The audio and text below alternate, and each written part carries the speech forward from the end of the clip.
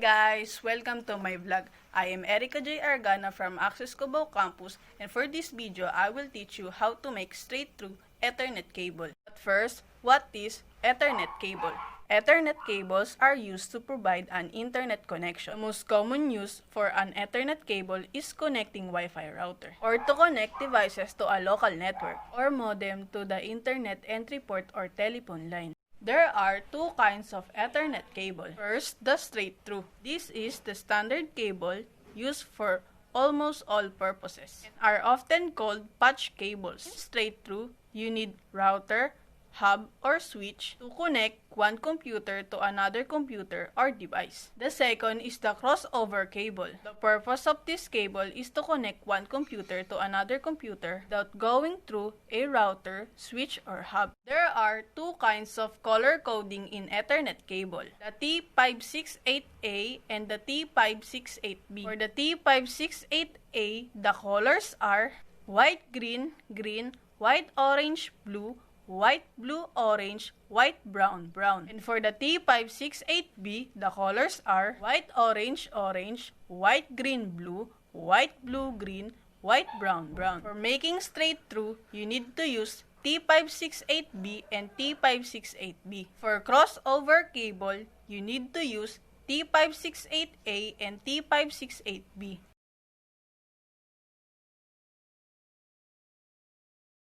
Here's the materials you need to create an Ethernet cable. UTP cable, Cat5e or Cat6 at least 1 meter. RJ45 connector, at least 3 to 4 pieces. Crimping tool. This tool is used to conjoin one pieces of metal by deforming one or both of them to hold each other. Punch down cutter wire stripper. A handheld tool also known as cable stripper, which are designed to remove insulation or outer sheet from electric wires. LAN cable tester, a device designed to measure and test existing LAN connection.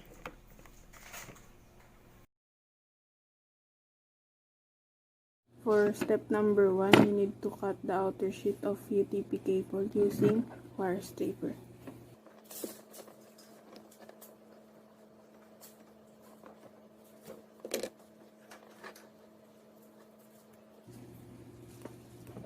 Since this is Cat6,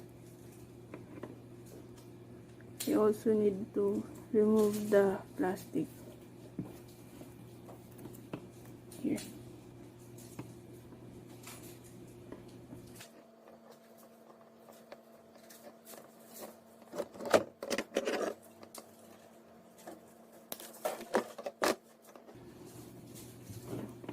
Step number 2, untwist the wires.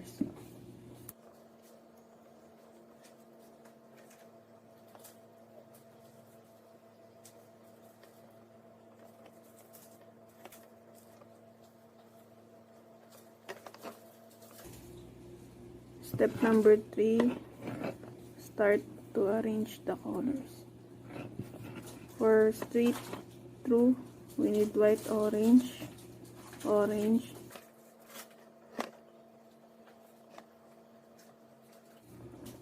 white, green, blue,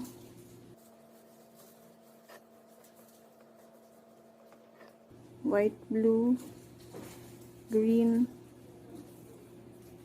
white, brown, brown.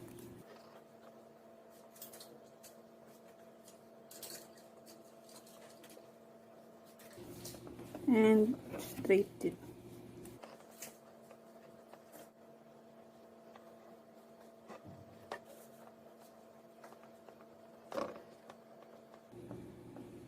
And cut it.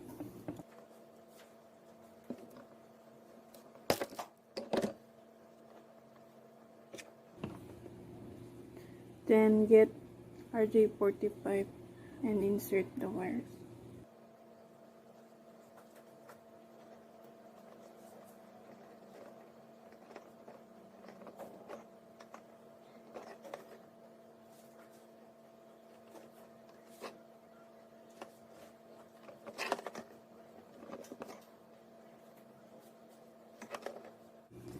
make sure you can see the pin to the top of RJ45. And then get the crimping tool. Insert here.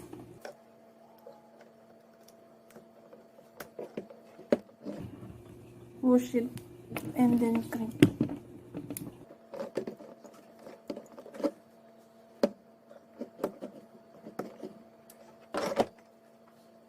Here.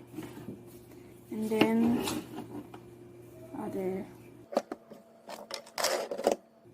remove again the outer sheet.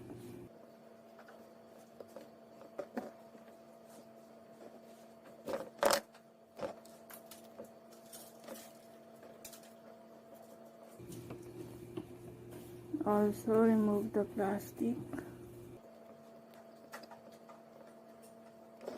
If you are using cut 6.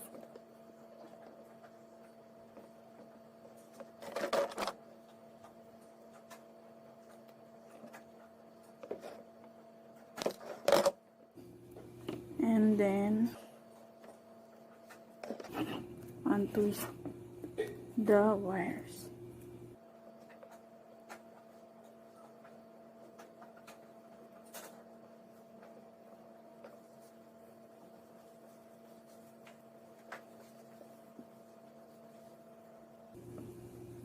And arrange the colors. The same to the first one. White, orange, orange,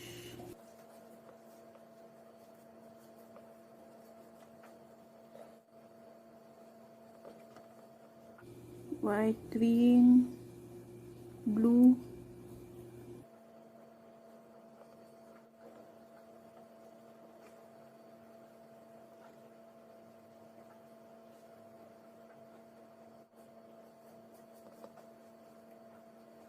white, blue, green, and white, brown, brown.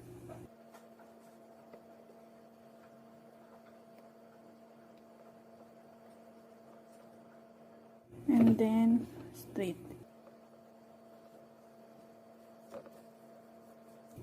Straight it.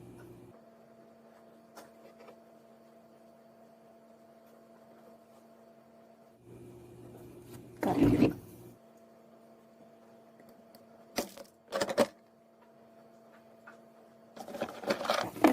RJ45 and insert it.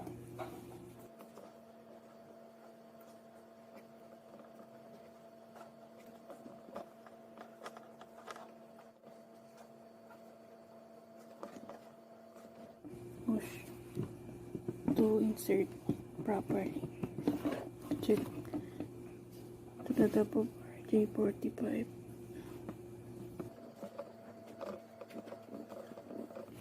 Then crimp it.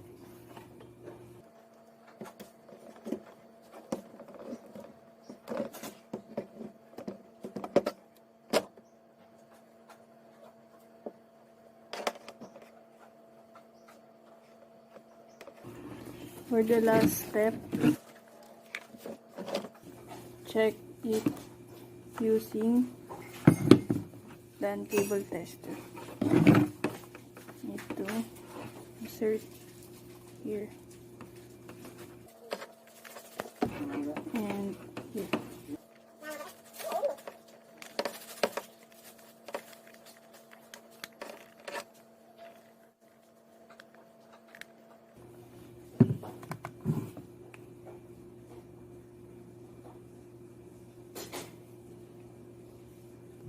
So, based to the land tester, it is correct.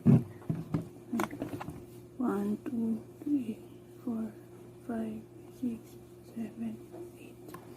Okay, this is the finished product of a 1 meter straight through Ethernet cable.